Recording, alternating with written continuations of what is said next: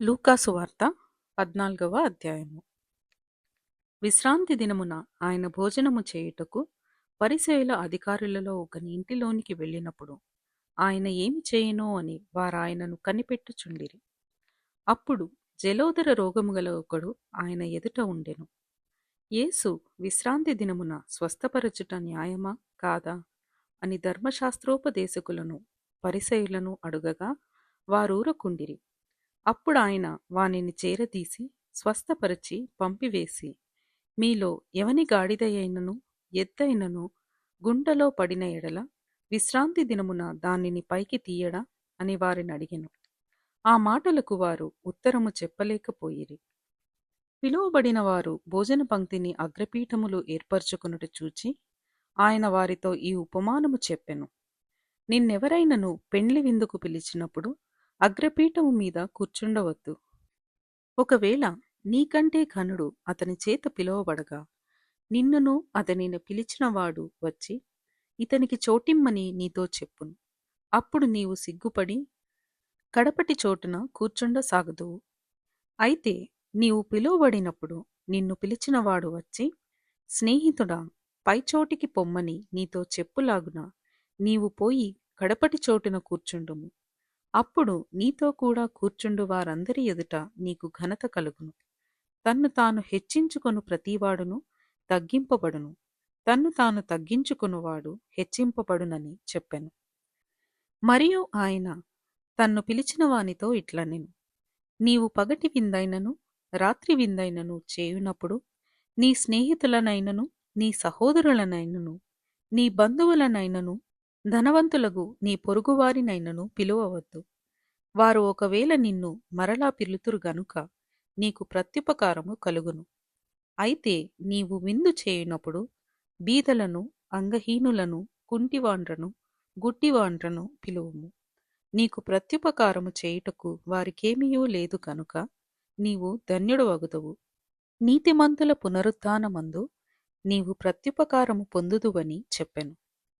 ఆయనతో కూడా భోజన పంక్తిని కూర్చుండిన వారిలో ఒకడు ఈ మాటలు విని, దేవుని రాజ్యములో భోజనము చేయువాడు ధన్యుడని ఆయనతో చెప్పగా, ఆయన అతనితో ఇట్లనెను, ఒక మనుష్యుడు గొప్ప విందు చేయించి అనేకులను పిలిచెను.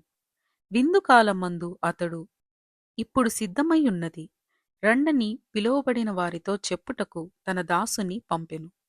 అయితే వారందరూ ఏకమనస్సుతో నెపములు చెప్పసాగిరి. మొదటివాడు, నేనొక పొలము కొనియున్నాను, అవశ్యముగా వెళ్ళి దాని చూడవలెను, నన్ను క్షమింపవలెనని నిన్ను వేడుకొనుచున్నానని. మరి ఒకడు, నేను 5 జతల ఎడ్లను కొనియున్నాను, వాటిని పరీక్షింప వెళ్ళుచున్నాను, నన్ను క్షమింపవలెనని వేడుకొనుచున్నానెను. మరి ఒకడు, నేనొక స్త్రీని వివాహము చేసుకొన్నాను, అందుచేత నేను రాలేననెను.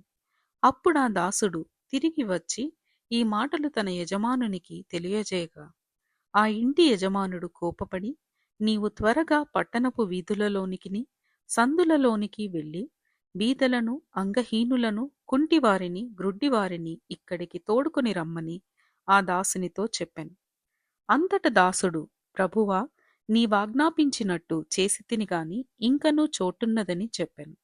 అందుకు యజమానుడు, నా ఇల్లు నిండునట్లు నీవు రాజమార్గములలోనికిని కంచెలలోనికిని వెళ్ళి లోపలికి వచ్చుటకు అక్కడి వారిని బలవంతము చేయుము.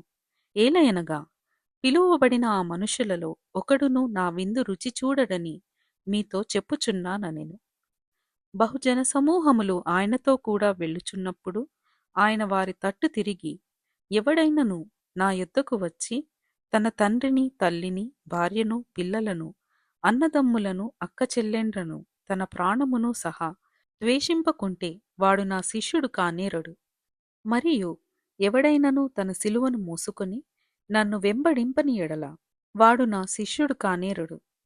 మీలో ఎవడైనను ఒక గోపురము కట్టింపగోరిన ఎడల దానిని కొనసాగించుటకు కావలసినది తన యొద్ద ఉన్నదో లేదో అని కూర్చుండి తగులుబడి మొదట లెక్క చూచుకొనడా? చూచుకొనిన ఎడల అతడు దాని పునాది వేసి ఒకవేళ దానిని కొనసాగింపలేకపోయినందున చూచువారందరూ, ఈ మనుష్యుడు కట్ట మొదలు పెట్టెను కాని కొనసాగింపలేకపోయెనని అతని చూచి ఎగతాళి చేయసాగుదురు. మరియు ఏ రాజైనను మరి ఒక రాజుతో యుద్ధము చేయబోవున్నప్పుడు తన మీదికి 20,000 మందితో వచ్చువానిని 10,000 మందితో ఎదిరింప శక్తి తనకు కలదో లేదో అని కూర్చుండి మొదట ఆలోచింపడా? శక్తి లేని ఎడల అతడింకనూ దూరముగా ఉన్నప్పుడే రాయబారము పంపి సమాధానము చేసుకొని చూచును గదా. ఆ ప్రకారమే మీలో తనకు కలిగినదంతయు విడిచిపెట్టనివాడు నా శిష్యుడు కానేరడు. ఉప్పు మంచిదే కాని ఉప్పు నిస్సారమైతే దేనివలన దానికి సారము కలుగును? అది భూమికైనను ఎరువుకైనను పనికి రాదు కనుక దానిని బయట పారవేయుదురు. వినుటకు చెవులు గలవాడు వినుగాక అని వారితో చెప్పెను. ఇంతటితో 14వ అధ్యాయము ముగింపు.